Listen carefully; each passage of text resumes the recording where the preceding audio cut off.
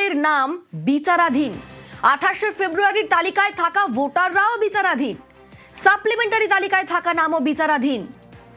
আমাদের সঙ্গে রয়েছেন প্রতিনিধি প্রীতি। কমিশনের ওয়েবসাইটে চরম বিভ্রান্তি, যেখানে রাজ্যের প্রায় সব ভোটারের নাম বিচারাধীনের তালিকায় রয়ে গিয়েছে। এ নিয়ে কমিশন কি বলছে, কি বক্তব্য?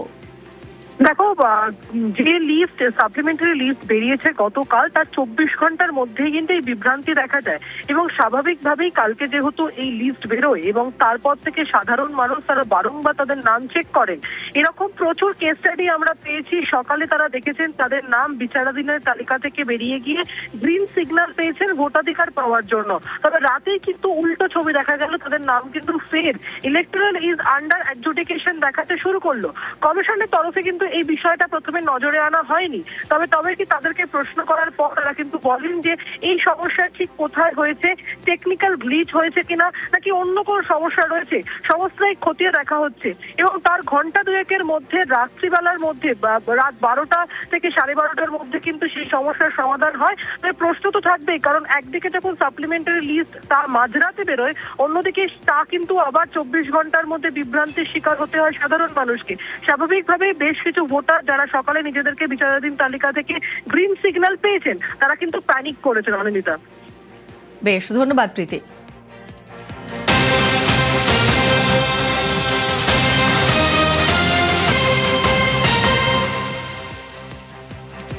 কমিশনের ওয়েবসাইটে প্রায় সবার নাম বিচারাধীন, আর এ নিয়ে এক্সপোস্টে কমিশনকে আক্রমণ তৃণমূলের।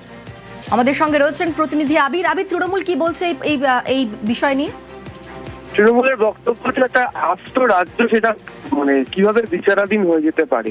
যদি ওয়েবসাইটেরও সমস্যা হয়, কোনো টেকনিক্যাল গ্লিচ হয়, নির্বাচন কমিশনের মতো একটি সংস্থা তাদের ওয়েবসাইটে কিভাবে এই ধরনের সমস্যা তৈরি হতে পারে, এবং যার জেরে মানুষকে বিস্তর হয়রানি হেনস্থার মধ্য দিয়ে যেতে হচ্ছে। তবে তারা প্রশ্ন তুলেছে, এটা কি সত্যিই কারিগরি ত্রুটি নাকি এর পিছনে তারা বলছে অন্য কোনো কারণ রয়েছে। এবং এক্ষেত্রে কোট আনকোট তারা উল্লেখ করছেন যে ভ্যানিশ কমিশনের দ্বারা উদ্দেশ্য প্রণোদিতভাবে আতঙ্ক ছড়ানোর একটা চেষ্টা করা হতে পারে, এবং যে কারণে গোটা বিষয়টি বা এর পরিণতিটি মানুষের কাছে অত্যন্ত উদ্বেগজনক অবস্থাতে ঠেকেছে। লাগাতার গত কয়েকদিন ধরে নির্বাচন কমিশনের ভূমিকা নিয়ে তৃণমূল কংগ্রেসের তরফ থেকে প্রায় প্রত্যেক দিনই নানা ইস্যুতে তোপ দেখা হচ্ছিল।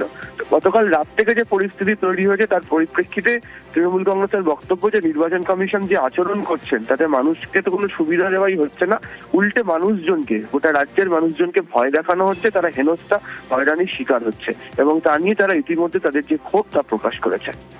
বেশ, ধন্যবাদ আবির।